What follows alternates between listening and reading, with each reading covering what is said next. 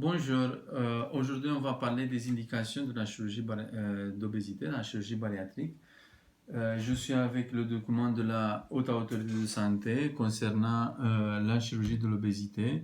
C'est, si vous voulez, c'est la Bible de la Sécurité sociale. Et comme je dis toujours, à la page numéro 6, on a les indications de la chirurgie bariatrique.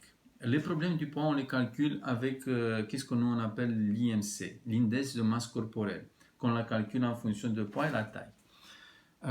Conforme à la Haute Autorité de Santé, la Sécurité sociale, les patients qui peuvent bénéficier d'une chirurgie bariatrique, c'est les patients qui ont un IMC supérieur à 40 ou IMC supérieur à 35 avec un facteur associé qui va être amélioré à la chirurgie. Qu'on parle de syndrome métabolique qui va impliquer le diabète, l'hypertension, le syndrome d'apnée du sommeil ou des problèmes d'articulation.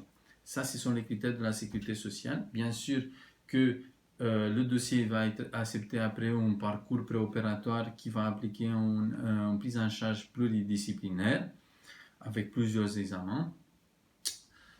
Et comme je le dis, ça c'est de votre dossier, mais il faut maintenant voir la chirurgie comme une balance bénéfice-risque. Les risques de la chirurgie bariatrique, ils ont beaucoup diminué dans les derniers 10 ans. Pourquoi? Parce qu'on le fait beaucoup, 8-10 fois dans la journée, on a beaucoup l'habitude. Les agrafes, ils ont beaucoup progressé, mais également le patient doit progresser. Il doit s'impliquer dans son projet, doit s'impliquer dans la diminution des risques, surtout avec l'arrêt du tabac. Donc la chirurgie bariatrique reste une balance entre bénéfices et risques. Les risques, on a parlé, les bénéfices. Maintenant, pour avoir les bénéfices, il faut savoir que, je vous dis, la chirurgie bariatrique, malgré les photos qu'on les voit avant, après, qui sont parfois incroyables, et qu'on a la tendance de croire que c'est un miracle, c'est pas un miracle. C'est le meilleur outil, la chirurgie, c'est le meilleur outil pour perdre du poids. À 1 an et demi, 2 ans, vous avez perdu du poids. Pour garder un poids correct, c'est pas la chirurgie qui va vous aider. C'est vous. Les résultats à 10 ans, je dis toujours que ce sont les résultats des patients. La période la plus difficile, c'est entre 3 ans et 10 ans. Là, vous avez 5 facteurs. Le sucre, c'est le plus important, le grignotage, l'alcool, l'activité physique, le suivi. Vous allez être bien sur ces 5 facteurs. Là, vous allez avoir de bons résultats à 10 ans et très probablement à vie. Là, je pourrais dire que la chirurgie bariatrique va être un miracle. Mais jusque-là, ça dépend beaucoup de patients. Donc, je vous ai parlé des critères, mais il faut savoir aussi que ce n'est pas que toujours l'IMC qui est le plus important.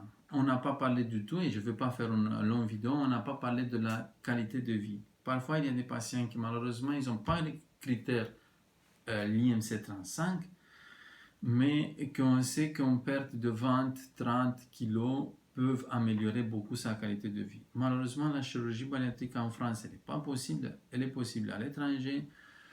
Et il y a également des autres options qu'on peut discuter.